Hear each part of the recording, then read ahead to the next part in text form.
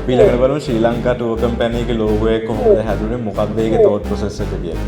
ශ්‍රී Lanka tour company කියන්නේ basically simple as that tour company එකක් ලංකාවේ බේස් වෙලා තියෙන.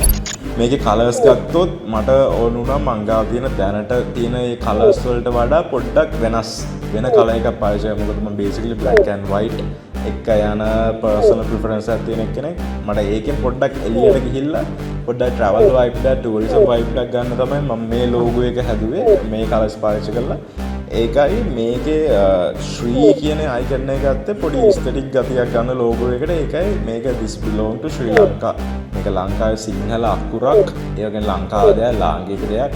ඒක එළියට දාන්න තමයි ශ්‍රී කියන අකුර පාවිච්චි කරේ මෙතන logo එකේ. තා එක්කෙනෙක්ට අහන්න පුළුවන්.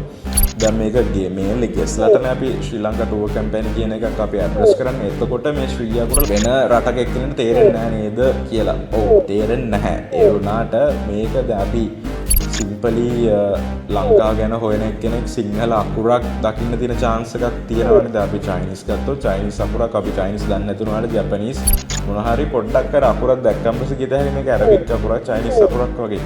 ඒ ඉන්ස්ටින්ක්ට් එක තියෙන හින්දා අපි ඒක දිහා ටාගට් කරා. අනිත් එක ශ්‍රී කියන කැලේ කියව ගන්න බැරි වුණත් මේක ලංකාවේ කොහේ හරි තැනක දාතියදී travel company කියන එක readable. මොකද ඒක ඉංග්‍රීසි වලින් තියෙනවා.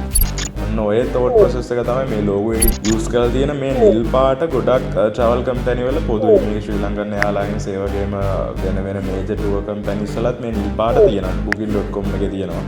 ඒ වගේම මේ නිල් පාට පොඩ traveling එක යන හින්දා කලර් use කරා. අනිත් එක තැඹිලි පාට මේකේ තැඹිලි පාටක්ම නෙමෙයි තියෙන්නේ. මේකේ ගොඩක් තියෙන්නේ වැලි වල මුහුදේ තියෙන වැලි වල ටිකක් සමාන පාට. හැබැයි ටිකක් dark color එකකින්. මොකද black background එකක් වගේ පාවිච්චි කරද්දී පොඩි features එන්න පුළුවන්. අනිත් එක white background එකක් යද්දී ඒ දෙක balance කරලා tone down කරලා තමයි මේකේ color එක පාවිච්චි කරලා තියෙන්නේ. basically අන්න ඕක තමයි thought process එක මෙන්න මේ logo එක develop කරන්නේ.